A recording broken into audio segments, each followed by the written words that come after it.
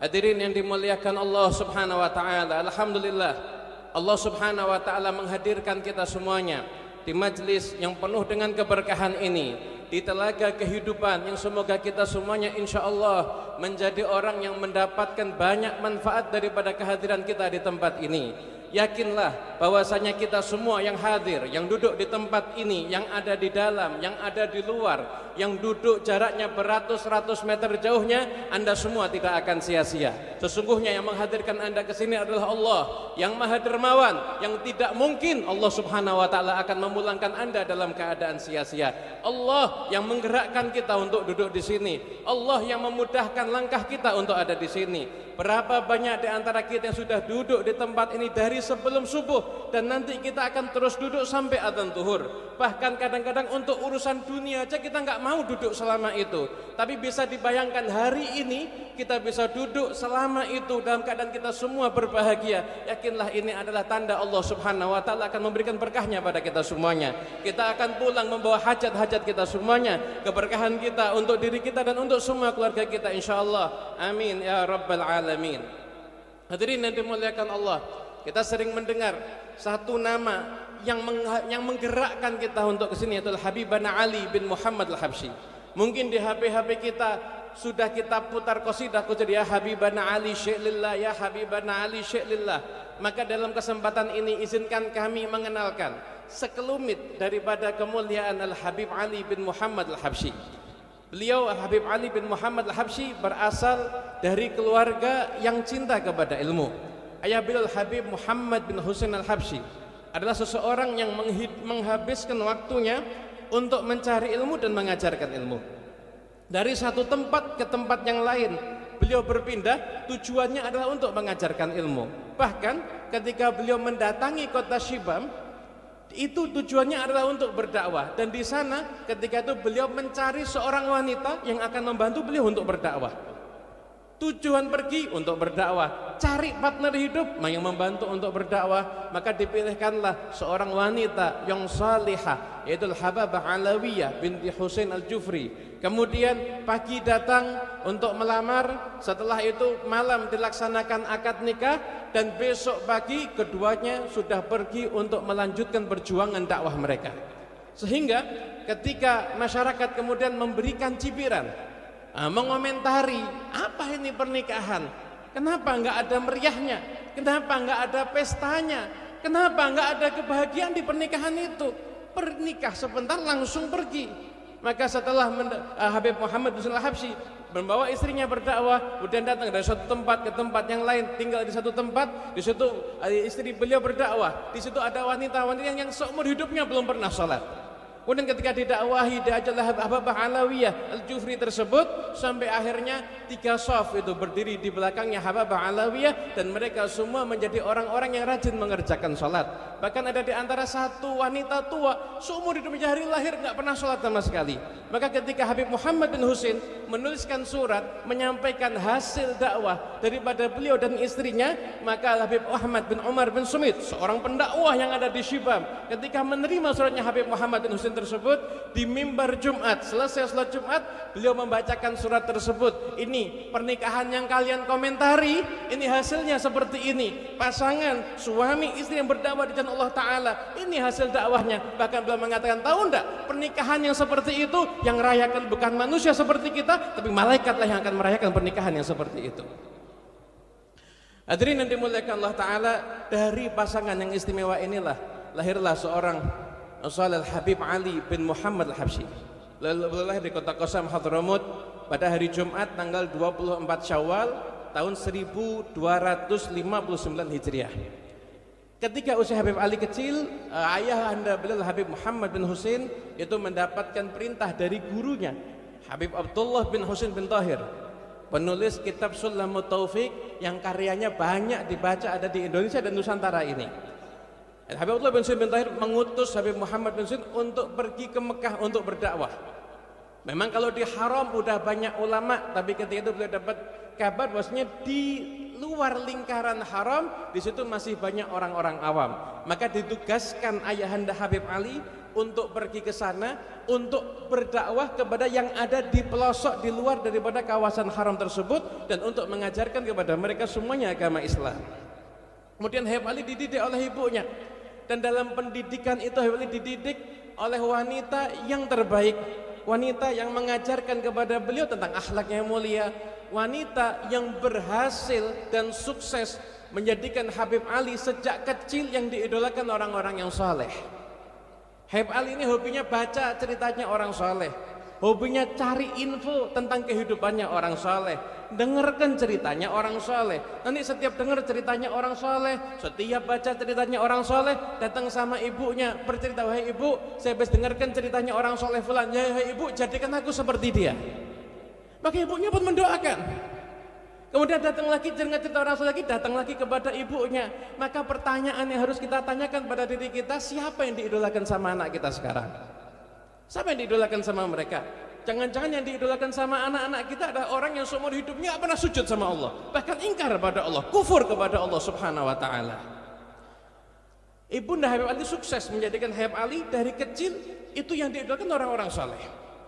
Sehingga Habib Ali tumbuh dewasa menjadi anak yang akhlaknya mulia, ilmunya luar biasa.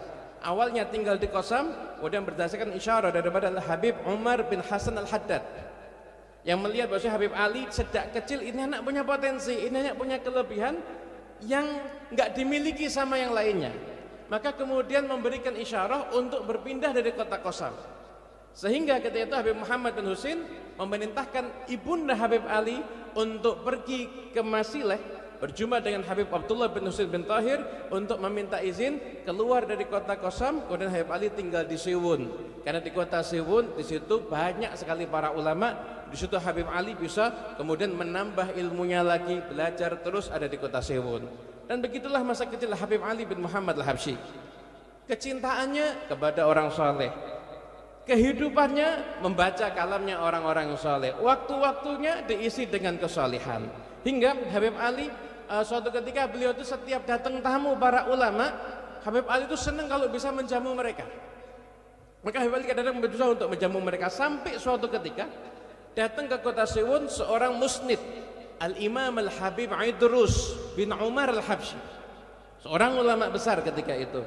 Datang ke kota Siwun, kemudian Habib Ali bilang sama ibu, "Hei ibu, saya pengen ngundang makan ini orang-orang mulia, orang-orang istimewa ini." Kemudian kata Habib Ali, "Oh ya, kita siapkan." Pada ibu Habib Ali juga nggak punya apa-apa, maka berusaha untuk mencari-cari seadanya. Kemudian setelah itu ternyata tamu yang datang jumlahnya cukup banyak, tapi semua alhamdulillah bisa dijamu. Setelah selesai jamuan makan tersebut, ketika para ulama di situ berkumpul, maka tiba-tiba ibunya Habib Ali keluar dari dalam. Dan ibunya Habib Ali mengatakan, "Kalian semua yang ada di sini, saksikanlah bahwasanya aku ridha pada anakku Ali. Dia tidak pernah menyelisihi aku, nggak pernah menyakiti hatiku. Kalian semua jadi saksinya." Maka dalam kesempatan itu Habib Ali kemudian beliau menangis tangisan bahagia dan beliau berkata pada semua yang hadir, "Wahai hadirin, wahai para habaib, wahai para alim ulama, tolong kalian jadi saksi untukku nanti ada di akhirat.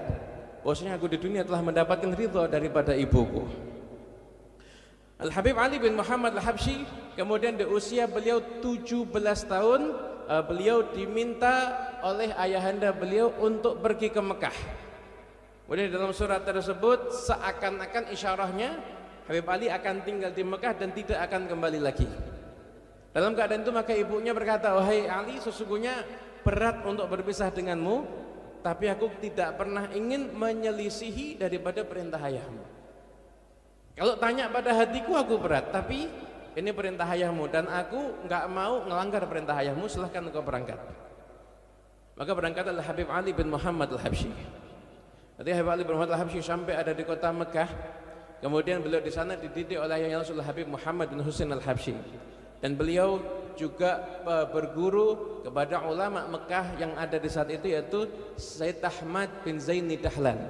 Dan Habib Ali sempat belajar taklim tafsir Al-Baghawi dengan Sayyid Ahmad bin Zaini Dahlan ketika itu. Kemudian dari sinilah tersambung sanad antara Habib Ali bin Muhammad Al-Habsyi dengan para ulama yang ada di Nusantara dan Indonesia ini. Syekh Ahmad Zaini Dahlan itu merupakan salah seorang ulama yang menjadi rujukan banyak ulama Nusantara yang saat itu belajar ke Mekah. Dan Habib Ali, ayah beliau adalah seorang mufti, yaitu Habib Muhammad bin Husain. Dan kakak beliau Habib Husain bin Muhammad bin Husain juga seorang mufti yang menggantikan kedudukan daripada ayahnya. Setelah ayah Habib Muhammad bin Husain meninggal, Habib Ali saat itu posisinya ada di Hadramaut di kota Sewun. Kakak beliau itu ada di Mekah, dan Habib Husain bin Muhammad bin Husain itulah yang menggantikan posisi ayahnya sebagai mufti. Oleh karena itu terjadi irtibat, tersambung antara para ulama yang ada di Indonesia ini dengan beliau. Sehingga kita bisa lihat di kitabnya Syekh Yasin Al-Fadani, beliau punya kitab membahas kaidah fikih Fawaidul Janiyah, maka di bagian awal disebutkan sanadnya. Di antara sanadnya beliau mengambil ilmu sampai kepada Habib Husain dan kepada Habib Muhammad bin Husain Al-Habsyi. Kita bisa lihat pula di kitab Tasniful Asma karya beliau, ketika beliau menyebutkan biografi para ulama, dan beliau menyebutkan biografi para ulama Nusantara, di antara Ki Haji Hasyim Asy'ari. Beliau juga menyebutkan bahwasanya di tulisan itu termaktub, di nasnya ada bahwa Habib Ki Haji Hasyim Asy'ari berguru kepada Habib Husain bin Muhammad bin Husain Al-Habsyi. Begitu pula para ulama lainnya, Syekh Mahfud At-Tarmasi dalam mukaddimah bagian awal kitab Hasyiah Termas, itu juga di bagian awal ketika Syekh Mahfud menuliskan biografi guru-gurunya, di antaranya adalah Habib Husain bin Muhammad bin Husain Al-Habsyi. Sehingga di zaman hidup Al-Habib Alawi, pernah Habib Anis itu bercerita, dan beliau menjadi saksi hidupnya, dan beliau bercerita kepada orang yang biasa duduk bersama dengan beliau di majlis ini. Beliau mengisahkan bahwasanya, aku melihat ketika itu Kiai Haji Hasyim Asy'ari datang ke Masjid Riyadh untuk berjumpa dengan ayahku. Habib Anis masih ingat akan perjalanan dari Jombang mau ke Tegal, mampir ke kota Solo. Habib Anis kalau berjalan menceritakan sandalnya, suara sandalnya ketika datang, suara tongkatnya pula. Berjumpa dengan Habib Alawi bin Ali Al-Habsyi, yang ayahanda Habib Anis, kemudian berkata, wahai Habib, saya adalah murid paman antum ketika saya di Mekah dulu. Maka kedua-duanya saling menghormati, saling memuliakan, dan terjadi ketersambungan. Setelah tersambung sanad di atas, maka tersambung silaturahmi yang ada di bawah oleh Al-Habib Alawi bin Ali Al-Habsyi dengan Kiai Haji Hasyim Asy'ari. Begitu juga dengan para ulama yang lainnya. Oleh karena itu, nggak salah kalau Habib Ali bin Muhammad Al-Habsyi, beliau bukan hanya dikenal ada di kotanya aja atau di wilayahnya aja, tapi beliau itu adalah ulama yang ketika itu standarnya internasional. Syekh Yusuf bin Ismail An-Nabhani dalam kitab beliau Jami' Karamatil Auliya, beliau di situ mencantumkan nama Ali bin Muhammad Al-Habsyi, dan beliau menuliskan, wa ajma'u ala annahu min ajallil muhibbina li jaddihil mursalin fi hadzal asr. Sepakat semuanya, ini Ali bin Muhammad Al-Habsyi adalah orang yang paling cinta kepada kakeknya yang ada di zaman sekarang ini. Bihaitsu annahu yastaghriqu katsiran min awqatihi fi dzikrihi wa madhihi wa sholati alaih. Sehingga berlalu waktu-waktu beliau itu untuk menyebut-nyebut Nabi Muhammad, memuji-muji Nabi Muhammad, mengenang Nabi Muhammad, dan bersalawat kepada Nabi Muhammad SAW. Walahu fil madaih fa'iqah. Bahkan beliau itu punya pujian-pujian yang istimewa untuk Rasulullah SAW. Waqad akhbarani man athiqu bihi annahu radhiyallahu anhu mimman yastami'u bin nabiyya qadah wa la yakhfa anna hadhil karamah hiya min a'dhamil karamat wa a'lal maqamat. Kemudian menceritakan tentang karamahnya Habib Ali bin Muhammad Al-Habsyi berdasarkan sumber-sumber yang beliau percaya bahwasanya Habib Ali bin Muhammad Al-Habsyi adalah orang yang telah mencapai makam untuk berjumpa yaqadhah berjumpa dengan Nabi Muhammad sallallahu alaihi wasallam. Sepulangnya beliau dari Mekah, Habib Ali pun juga berguru dengan guru Syekh Futuh beliau, itu Habib Abu Bakar bin Abdullah bin Talib Al-Attas. Yang mana apabila kita lihat pujian-pujian Habib Ali, kalam-kalam Habib Ali itu isinya ada pujian beliau kepada gurunya Habib Abu Bakar Al-Attas. Bukan orang yang ketika itu didatangi oleh banyak orang ada di zamannya. Bahkan beliau kalau ada di wilayahnya, kalau beliau datang ke Mekah, Syekh Ahmad Zaini Dahlan datang, kemudian ada murasalah, maka Syekh Ahmad Zaini Dahlan sempat menanyakan beberapa permasalahan pada Habib Abu Bakar Al-Attas. Tapi ketika ada di tempatnya orang banyak yang nggak kenal. Bahkan Habib Abu Bakar Al-Attas itu beliau ngajar yang datang 4 orang, 5 orang. Tapi Habib Ali cintanya guru beliau luar biasa. Beliau mengatakan, saya kalau sudah duduk sama Habib Bakar Al-Attas, itu saya walaupun setahun nggak makan, insya Allah kuat.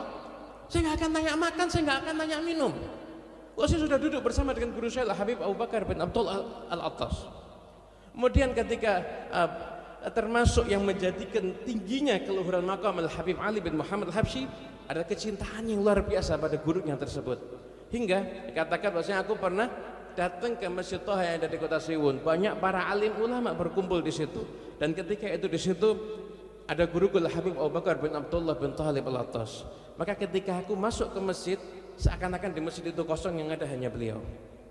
Bukan beliau menafikan gurunya orang lain atau ulama lain, bukan, tapi menunjukkan betapa hanyutnya beliau di dalam kecintaan kepada guru beliau, yaitu Habib Abu Bakar bin Abdullah bin Thalib Al-Attas. Pertemuan yang singkat, enggak lama Habib Ali berjumpa dengan gurunya, hanya dalam hitungan jari aja beliau bisa berjumpa dengan gurunya, dan setelah itu gurunya meninggal dunia.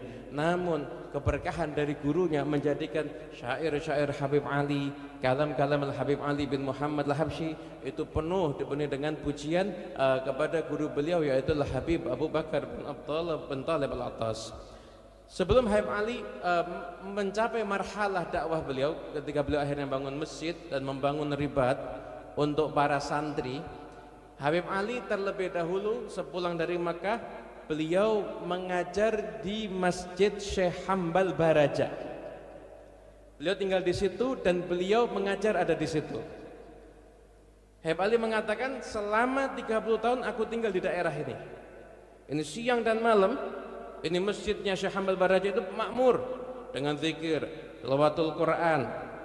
Kemudian Habib Ali juga menceritakan kenangan beliau dengan tetangga-tetangga beliau yang ada di masjid itu. Beliau menceritakan, jirani kanu fi hadhil mahallah illa ahlul asbab. Ini tetangga-tetanggaku ini yang ada di sekitar Masjid Syekh Hambal ini semuanya pengusaha. Walakinnahum kulluhum sulaha. Tapi mereka semuanya orang saleh. Walahum qadamun fil a'malus salihah. Dan mereka adalah orang-orang yang punya amal-amal soleh yang istimewa. Beliau cerita, rumah yang saya tempati itu rumah Syekh Abdullah bin Zain Basalamah. Ini rumahnya beliau itu berapa orang soleh udah duduk di situ. Habib Hasan bin Shalih Al-Bahar, Habib Abdullah bin Simon, dan para alim ulama besar yang lain ada di situ. Orang yang soleh. Beliau kerjanya mengolah kopi, tapi beliau orang yang dikenal warok dan dikenal ahli sedekah. Bahkan Habib Ali mengatakan, saya kalau masuk Masjid Hambal di akhir malam, saya lihat di satu sisi lagi sholat malam Syekh Abdullah bin Zain Basalamah, dan di sisi yang lain lagi sholat malam pula di situ yaitu Husin bin Ahmad Babher. Orang-orang soleh semuanya makmur masjid beliau itu. Masjid kalau masuk ada Syekh Abdullah Basalamah berdiri baca Al-Quran sambil sholat malam. Di sana ada Syekh Husin bin Ahmad Babher juga lagi sholat malam. Samping rumahnya lagi rumahnya Syekh Ahmad Ali Makarim. Syekh Ahmad Ali Makarim pengusaha juga. Usahanya besar, orang yang ahli infak. Tapi beliau wiritannya satu hari baca 8 juz Al-Quran. Belum lagi bacaan-bacaan zikir yang lainnya. Kemudian Syekh Ahmad Ali Makarim ini enggak keluar rumah kecuali beliau sudah tulis di pintu rumahnya niat-niat yang bagus ketika akan keluar rumah. Kalau mau ke pasar, saya niat mencari nafkah, saya niat ini. Kalau mau ke masjid, saya niat ini. Semua niat-niat itu tulis, dan beliau itu selalu meniatkan niat-niat tersebut ketika beliau akan pergi kemanapun juga. Di dalam wasaya yang Habib Ali kirimkan kepada ponakannya Syekh Ahmad Makarim, itu Syekh Muhammad Makarim yang tinggal di kota Solo ini, beliau mengatakan, pamanmu Ahmad Ali Makarim adalah orang yang saleh. Beliau tidak keluar rumah kecuali setelah mengasaskan dengan niat-niat yang bagus.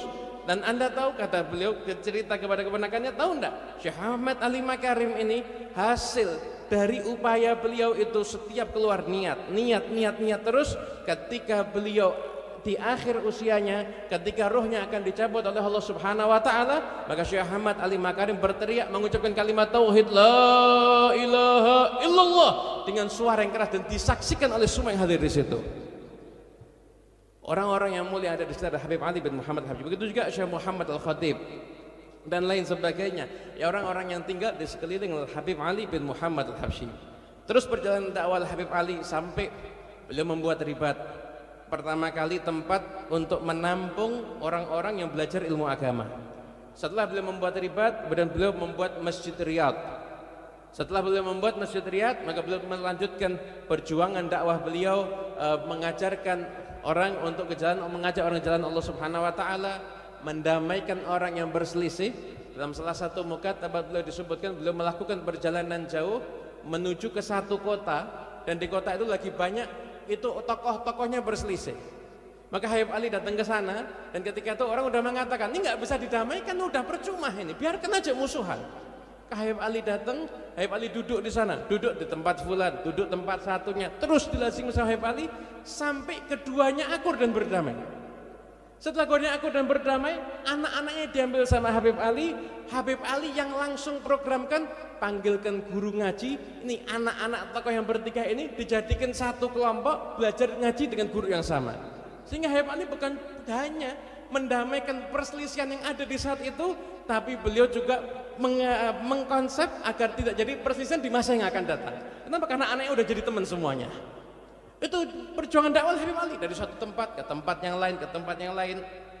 Dan Habib Ali dikenal juga dengan infaknya yang luar biasa. Ketika terjadi kemarau panjang saat itu, salah seorang pecinta Habib Ali, Umar bin Ahmad Jawas, datang sama Habib Ali. Habib, ini orang-orang dari pelosok datang ke sini semua. Di tempat-tempat udah kekeringan, nggak ada makanan. Ya orang datang ke sini semua, ini kota Siwon full. Gimana ini, kita juga bingung ini. Maka Habib Ali mengatakan, kita bisa lihat ini bagaimana cara pikirnya orang yang soleh, bagaimana cara pikir orang yang pikirannya akhirat. Pola pikir orang yang dicari adalah ridhonya Allah dan ridhonya Rasulullah SAW. Habib Ali mengatakan pada pecintanya tersebut, jangan khawatir, jangan khawatir. Ini orang-orang dari jauh-jauh ini datang, ini hadiah dari Allah untuk kita.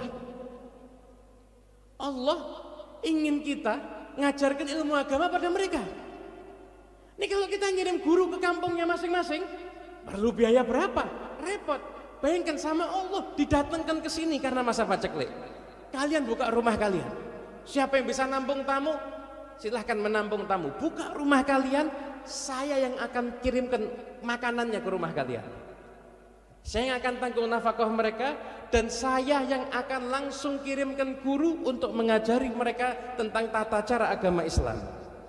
Sehingga ketika itu orang-orang tersebut selama 2 bulan, bertamunya bukan 3 hari lagi ini, 2 bulan tinggal di sana, dijamu setiap hari sama Habib Ali Al-Habsyi. Satu dikirimkan guru, dikenyangkan zahirnya dan batinnya sama Habib Ali Al-Habsyi. Zahirnya dikenyangkan, dikasih makanan, dan batinnya dikenyangkan dengan dikenalkan ke jalannya salafus saleh, dikenalkan caranya sholat, diajari caranya berwudu, diajari caranya bersuci. Yang mana kalau mereka sudah bisa mensucikan zahirnya, maka insya Allah Allah akan mensucikan batin mereka insya Allah. Akhirnya seperti itu Habib Ali bin Muhammad Al-Habsyi. Di usia beliau 68 tahun, Habib Ali mengubah karya yang sangat istimewa, yaitu Maulid Simtud Duror, ungkapan kecintaan Al-Habib Ali pada Rasulullah Sallallahu Alaihi Wasallam. Di momen itu Habib Ali buat Simtud Duror itu bukan dikarang, duduk mikir yang diomongkan apa, enggak seperti itu. Tapi Habib Ali duduk, putranya Habib Muhammad datang. Habib Muhammad bawa pena, bawa kertas. Habib Muhammad mengatakan sudah saatnya maulidnya untuk digubah.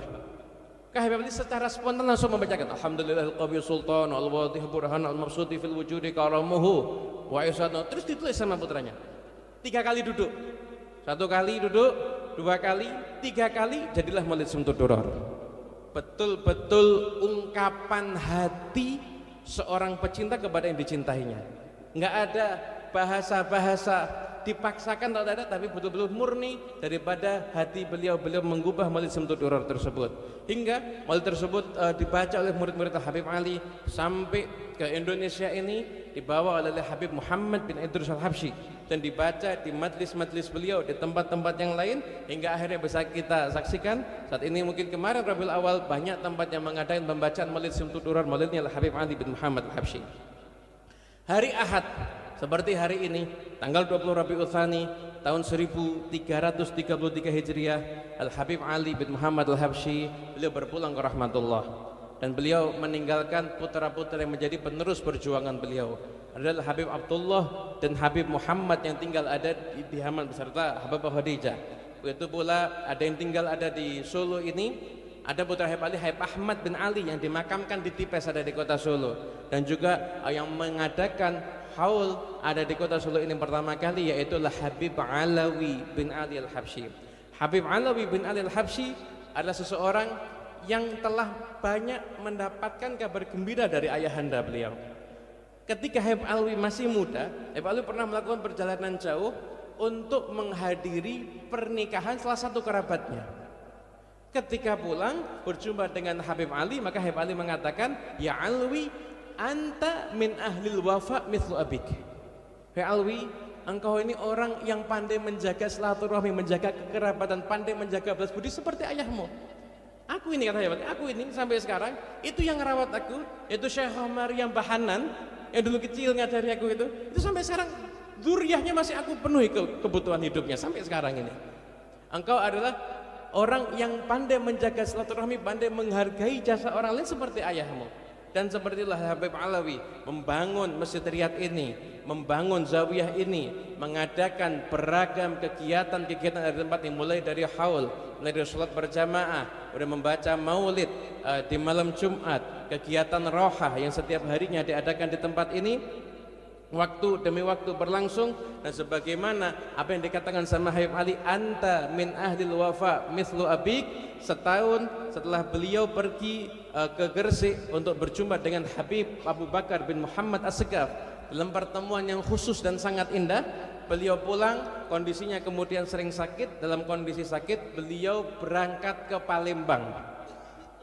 Tujuannya apa ke Palembang? Beliau berangkat ke Palembang untuk beliau menghadiri pernikahan salah satu daripada kerabat beliau dari jalur ibu beliau. Kemudian beliau hadir di sana, betapa gembiranya masyarakat Palembang ketika kedatangan Habib Alawi. Maka setelah acara pernikahan tersebut, Habib Alawi bin Ali Al-Habsyi meninggal dunia, wafat ada di kota Palembang. Kemudian jenazahnya dibawa dari Palembang kemudian ke Jakarta, disolatkan di Palembang oleh para ulamanya, disolatkan di Jakarta oleh para ulamanya pula, kemudian sampai ada di kota Solo, disolatkan pula oleh para ulama dan dimakamkan ada di samping Masjid Riyadh. Al-Habib Alawi juga meninggalkan putra-putranya, di antaranya menjadi penerus beliau adalah Al-Habib Muhammad Anis bin Alawi Al-Habsyi, yang mana Al-Habib Alawi ketika akan berangkat ke Palembang, beliau memberikan wasiat kepada Habib Anis. Beliau mengatakan, wahai anakku, sebenarnya aku ingin engkau ikut perjalananku ini. Tapi kalau engkau ikut perjalananku ke Palembang, siapa yang jaga masjid nanti? Tempat ini akan kosong. Nanti nggak ada yang ngatur rohah, nggak ada yang ngatur maulid, nggak ada yang ngatur majelis taklimnya. Ibumu akan kesepian, saudara-saudaramu juga akan kesepian kalau kita semua berangkat. Jadi aku ingin engkau tinggal di sini agar engkau bisa menyenangkan hati mereka semuanya. Cukup wahai putraku, engkau ngantar aku sampai ke Semarang. Setelah dari Semarang aku menuju ke Jakarta, engkau kembali ke Solo. Biar saudara-saudaramu, keluargamu dan tetangga-tetangga masjid ini nyaman karena ada kamu ada di sini. Makmurkanlah kegiatan yang ada di sini. Engkau dengan saudaramu Abu Bakar putranya Habib Ahmad bin Ali, Ustaz Abu Bakar, merawat daripada majlis ini. Kerjakan semua yang biasa saya lakukan di sini. Jangan ada satupun yang berkurang. Rohahnya, majlis ta'limnya, maulidnya, bahkan hizib Quran antara maghrib dan isya disebut sama Habib Alawi. Salat berjamaahnya semua, jangan ada satupun yang berkurang. Karena kalau aku nggak ada di sini, biar tahu tetangga-tetangga masjid nggak merasa kesepian. Karena kalau kau dan aku pergi, dua-duanya pergi, nanti mereka akan merasa kesepian. Dan aku perhatikan hal ini baik-baik, ini wasiatku kepadamu. Dan aku nggak ngasih wasiat untuk kamu ngurus ibumu dan saudara-saudaramu. Karena aku di sini aja, engkau sudah menyenangkan hatiku. Engkau ngurus mereka dengan baik. Apalagi ketika aku pergi, aku nggak mewasiatkan itu, karena aku yakin kau pasti akan melakukannya dengan baik.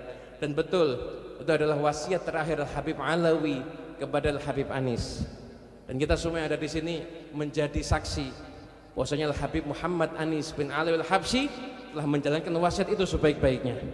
Tempat ini menjadi saksi, masjid ini menjadi saksi bahwasanya keistiqomahan beliau menjalankan wasiat dari orang tuanya, merawat daripada peninggalan ayahnya, itu beliau laksanakan dengan sebaik-baiknya. Hingga haul Al-Habib Ali bin Muhammad Al-Habsyi itu didatangi dari segala macam penjuru, kemudian Masjid Riyadh menjadi masjid yang tetap makmur. Itu semua tidak terlepas daripada upaya daripada Al-Habib Muhammad Anis bin Alawi Al-Habsyi.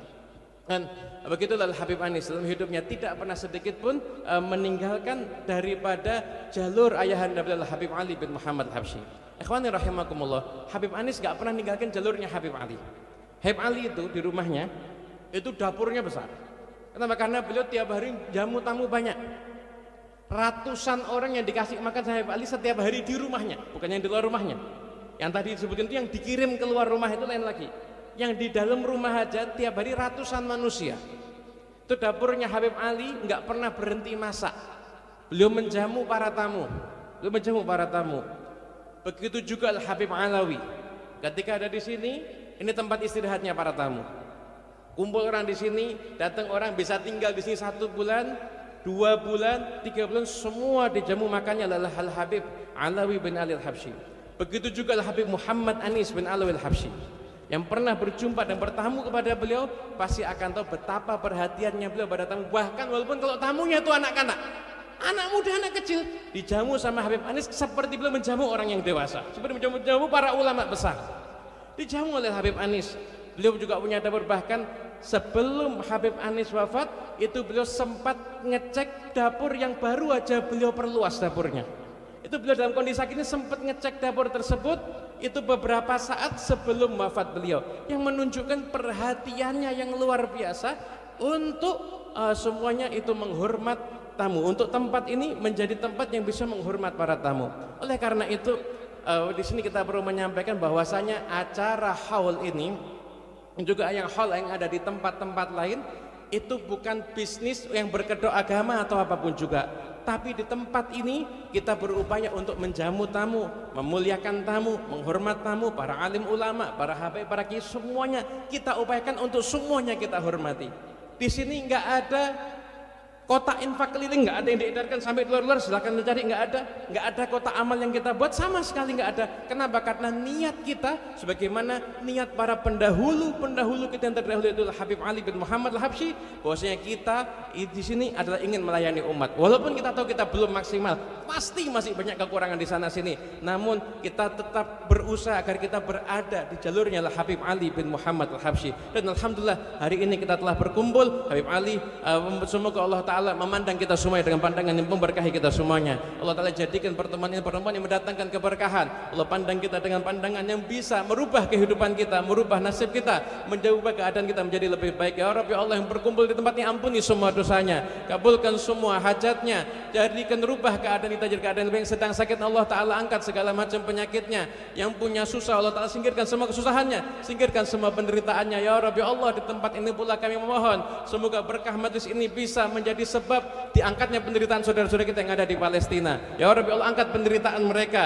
Ya Rabbi Allah, menangkan mereka, jayakan mereka. Ya Rabbi Allah, jadikan anak-anak kecil yang tak berdosa itu ya Rabbi Allah mendapatkan kehidupan yang jauh lebih bahagia. Ya Rabbi Allah, jadikan kami berkumpul di tempat ini semua yang saling mencintai karena Allah. Satukan hati kami dengan kami semua yang mendapatkan berkahnya Habib Ali bin Muhammad Al-Habsyi, dan kumpulkan kami di tempat ini di tahun-tahun yang akan datang dalam keadaan yang lebih baik. Sininan ba'da sinin wa awam ba'da awam. Rabbi fanfa'na bi barakatihim wahdinal husna bi hurmatihim wa amitna fi tariqatihim wa mu'afatin minal fitani wa lafu minkum.